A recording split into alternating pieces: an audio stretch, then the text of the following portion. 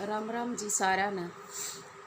मैं एक बात कहना चाहती हूँ आप सबसे। आजकल ये एक मोखरा में कोई भगत नहीं आई हुई है। मेरे को एक बात नहीं समझ में आती, लोग वहाँ जा भी रहे हैं और उसकी बुराई भी कर रहे हैं। या तो जाओ मत या बुराई मत करो। जब तुमने ये पता है कि ये सब पाखंड है, भेड़ चाल है, तो पूछड़ा उठा कर वहाँ जान क्यों लग रहे हो? और जान लग रहे हो तो अपनी श्रद्धा थोड़ी बनाए रखो। जब तुम किराया भाड़ा फूको हो, टाइम बर्बाद करो हो अपना, अपने परिवार वाला ने लेकर जान लाग रहे हो झाड़ा लगवाने ताई, तो फिर न्यू क्यों को ये तो सब ढोंग है। आड़े तो भेड़ चाल चाल रही, आड़े तो यो चाल रहे हो, फिर उन भेड़ा में तो तुम सब भी आगे। अरे थोड़ी श्रद्धा तो करके देखो। मान लिया आज समाज में ढोंगी बहुत ज़्यादा हैं, अगर 100 बैठे हैं झाड़ा लगाने वाले तो 90 ढोंगी हैं, 10% सही हैं, तो उन 10% में गिनो इनको। मान लिया भाई समाज में आजकल ढोंग ज़्यादा चल रहा है, लेकिन आप इन्हें 10% में गिन लो। मान लो 90% झूठे हैं, 10% तो सही हैं, उनमें गिन लो। या फिर जाओ मत अपने घर से, क्या ज़रूरी है जाना? हम सब भी तो अपने घर में हैं, हमें भी बीमारियां हैं, एक एक नहीं 50-50 बीमारी हैं। वो मंदिर में बैठी है, वो किसी से खुल के नहीं कह रही भाई मेरे को पैसे दो। ये झूठ क्यों बोल रहे हो? 14,000 मांग लिए, 13,000 मांग लिए। अगर वो 13,000 14,000 आप लोगों से मांग रही है तो उसी टाइम बंडा फोड़ कर दो। पब्लिक इतनी आई हुई है वहाँ पे, तो जब भी कहो भाई आप तो फ्री बता रहे थे और अब आप पैसे मांग रहे हो। ऐसे बाद में उनकी पीठ के पीछे कहोगे तो ना तो आप सच्चे और ना वो सच्चे। वो तो हम जैसे तो फिर उन्हीं पर भरोसा करेंगे ना कि वो सच्ची है, क्योंकि वो कह रही मेरे सामने आके बोलो। अगर आपसे पैसे मांगे जा रहे हैं आप तुरंत कहो कि भगतनी आप पैसे कैसे मांग रहे हो जब आप फ्री कह रहे थे तो सब कुछ, इसलिए हम यहाँ पे आए हैं। या फिर जाओ मत। तुम जाओगे नहीं तो पैसे किससे मांगेगी? और रही बात भाई पैसों की, आजकल चाहे कोई भी है, पंडित भी अगर पतरा देखा है तो 100 रुपये तो उसके पतरे पे भी हमें चढ़ाने पड़ते हैं। और हम किसी भी मंदिर मस्जिद गुरुद्वारा कहीं भी जाएंगे, इंसान गले में 10 रुपये तो ज़रूर गेरा है। 10-10 रुपये अगर चढ़ा है तो क्या हो गया भाई? वो भी सारा दिन अपने शरीर में कष्ट देने लग रही। इतनी गर्मी में कूलर एसी के नीचे हम पड़े पड़े हम परेशान हो जाए, और वो सारा दिन ऐसे ऐसे करके झाड़ा लगा। क्या 10-10 रुपये की बात उस पर तुम कह रहे हो? पैसा खा रही है तो लाखों कमा रही है, तो हज़ारों कमा रही है, उसके 2 बच्चे भी हैं, उसने वो भी पालने हैं।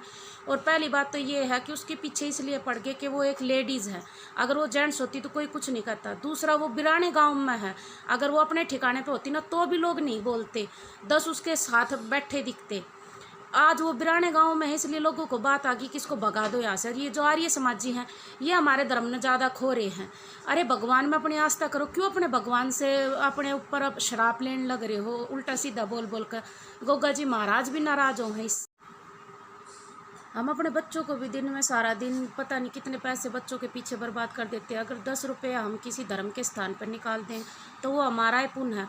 वो ले रही है, मांग रही है, चाहे उसके अंदर लोभ है तो वो उसको से देगा, हमें नहीं। हम तो अपने लिए वो 10 रुपये निकाल रहे हैं, हम अपने शरीर का कष्ट वहाँ छोड़ के आ रहे हैं। और आराम नहीं होता तो एक बार झाड़ा लगवाने के बाद मत जाओ। क्यों जा रहे हो बार बार? बुराई भी कर रहे हो, वहाँ जा भी रहे हो। आप ना जाओगे तो किसका लगाओगी? 4 दिन के बाद वो अपने आप आराम से बैठ जाएगी। आप जाओ मत। और जा रहे हो तो बुराई मत करो, इससे तुम भगवान की नज़रों में बुरे हो रहे हो। वो तो इंसान आज यहाँ से नहीं, यहाँ से छोड़ के चली जाएगी, मान ले गांव वाले उसे निकाल लेंगे, वो तो कहीं और जाके अपनी भक्ति कर लेगी। लेकिन तुम क्यों ऐसा कर रहे हो? क्यों अपने सिर पर भगवान का पाप चढ़ा रहे हो? मत किसी की बुराई करो, जाओ मत।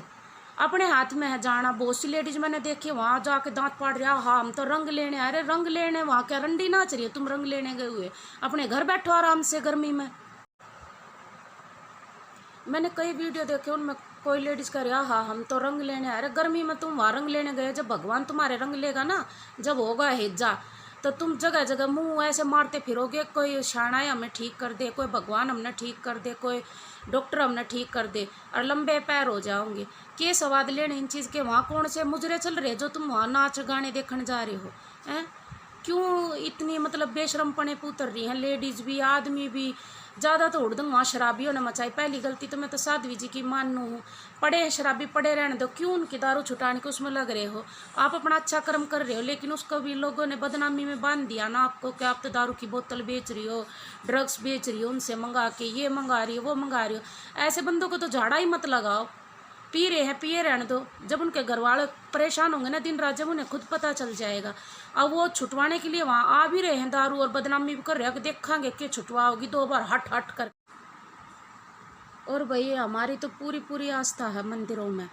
हम साध्वी के पास नहीं गए, ना हम श्रीनिवास गए। मैं अपना बताती हूँ, मैं हमेशा बीमार रहती हूँ और मेरे को जब एक बार कोई भी बीमारी लगती है, मैं कितनी दवाई खा लूँ मेरे को आराम नहीं होता। और जैसे ही मैं मेहंदीपुर बालाजी जाती हूँ, वहाँ दर्शन करके आती हूँ, तो मेरे को आते ही वो ही दवाई मेरा आराम कर देती है। तो मैं खुद भुक्तभोगी हूँ इस चीज़ की, इसलिए मैं इन चीज़ों पे सबसे ज़्यादा विश्वास करती हूँ। लेकिन हाँ, मैं कभी शाणों के पास, किसी भगत वगत के पास मैं नहीं जाती। मैं सीधा अपना मेहंदीपुर बालाजी जाती हूँ। मेरे 8-7 हज़ार रुपये तो ज़रूर लगते हैं गाड़ी में, हमारी में गैस तेल लग जाता है।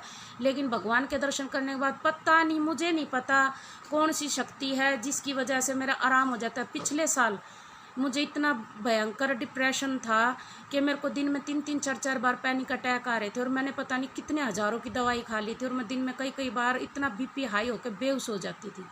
लेकिन मुझे फिर बालाजी उठा के लेकर गए वहाँ।